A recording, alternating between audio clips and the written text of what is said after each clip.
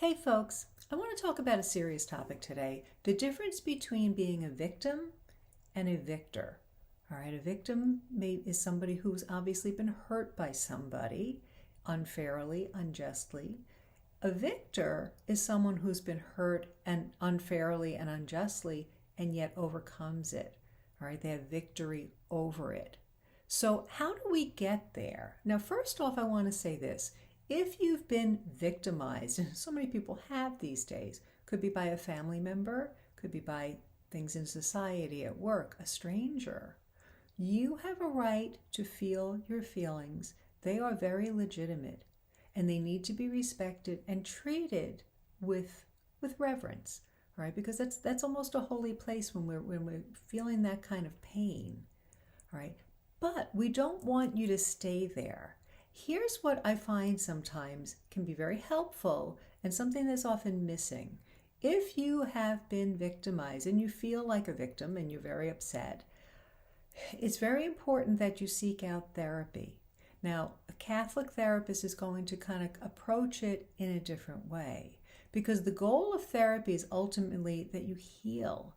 And healing means that you're able to cope and move forward despite whatever happened to you. That in other words, the effect of what happened to you is deactivated. Now, there's a couple of ways that can happen. In normal circumstances, we can discuss our hurts, maybe, have just having an understanding person to listen and sympathize is very healing. It's not always enough though. But in therapy, what we're doing is we're reviewing our past, right? But what we want to do is literally review it. Are there strengths that came out of what happened? All right, when we're children, our parents make terrible mistakes sometimes, but sometimes we have to look at them in a different light. What are their hurts? What led them to be the people that they are? All right, not everybody comes with a good toolbox to work with, unfortunately.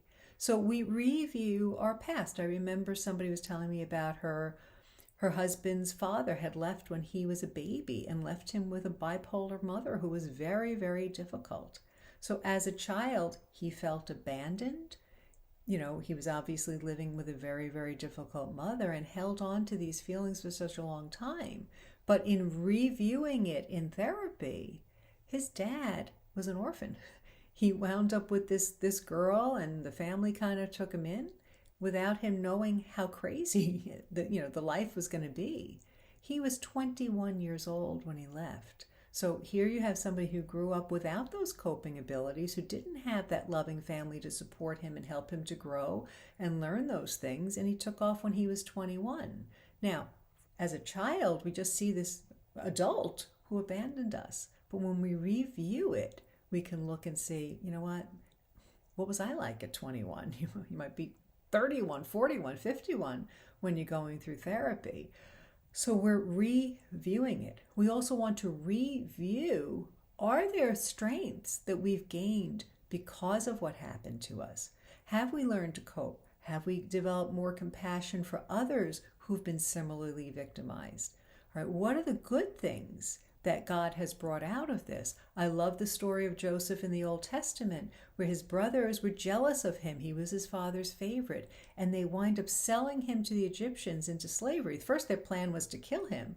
They sell him into slavery in Egypt, and you probably all know the story. Eventually, he winds up being the second in command after Pharaoh. And when famine breaks out in Israel, they're starving, and the father sends the brothers to Pharaoh, and he recognizes them. And as much as they were terrified when they saw this, then when they realized it was Joseph and he was alive, he said to them, "You meant it for evil, but God meant it for good." And he saved the Jewish people from famine. So it takes time when we look back at our lives to review and see maybe God did use it for something even greater. We need to be open to be able to see that. All right. The other thing that we need to look at is forgiveness. When we don't forgive, now there's a difference between forgiveness and reconciling. When we forgive, we're letting go of something. All right. We're letting go of the retribution that we feel. that the other person owes us. We're just letting it go. Now, reconciliation is not the same thing. Sometimes it's not safe to reconcile with an abuser. And sometimes when we do, it might be safe to reconcile, but we need to put in those boundaries. And that's where working with a therapist is really important, to kind of determine, is this a safe person? What are the new boundaries we need to keep this relationship in check so that it doesn't go in a bad direction? The other thing that is often missing, though, in therapy is trauma treatment. Now, let me explain to you. Trauma is different. When we suffer what we consider a traumatic event, it means that it's something outside the normal range of human experience. It's experienced as overwhelming our ability to cope, right? And it feels inescapable at the time. So what happens with a memory like that, when something traumatic happens, the memory doesn't get encoded the same way a normal memory would, even an unpleasant memory, all right, that it gets encoded in the hippocampus and, we remember it, but it doesn't really affect us. When it's encoded as a trauma, it is literally glued into the amygdala of our brain, which is the primitive part of our brain, the fight, flight, or freeze center. So it's always active, it's always going on. And when it gets triggered, we're not reacting to just an event that might be upsetting in the present. It's bringing all of that back.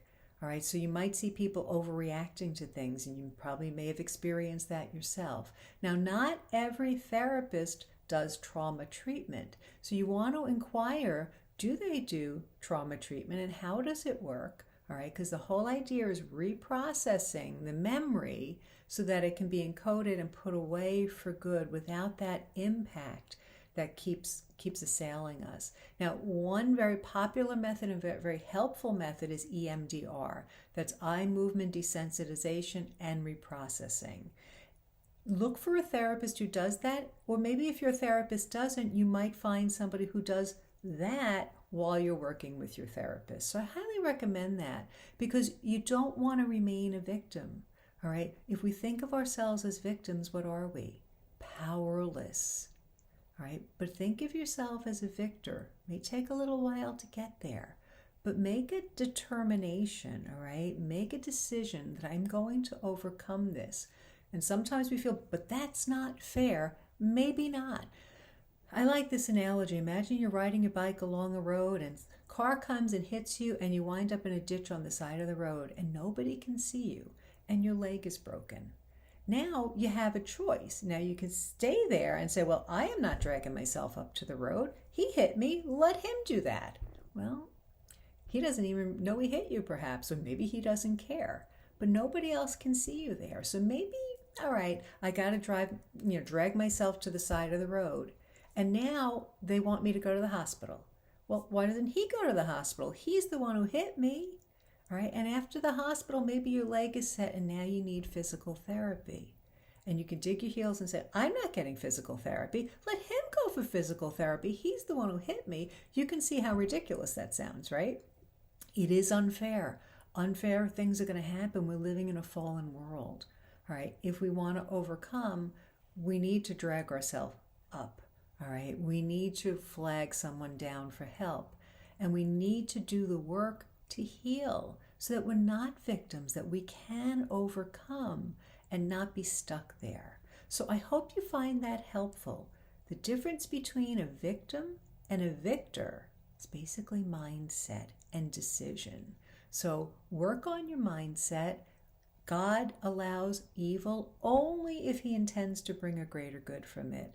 And we can't see it when we're in the midst of it. This is where working as a Catholic therapist who's going to have that spiritual perspective to help you to maybe review your situation in another way can be super helpful, because God wants you to be free.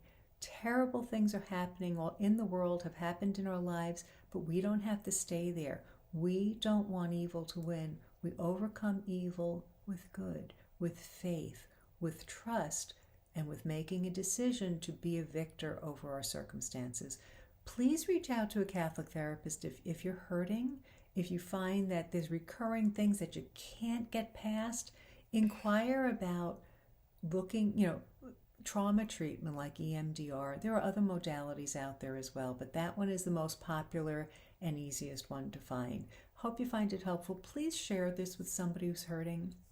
God wants you to be a victor. He wants you to be happy. For the joy that lay before Christ, he endured the cross. And he wants us to endure our crosses for the joy that lay before us. So I hope you find that helpful. Like and share the video, please. I appreciate that. God bless you.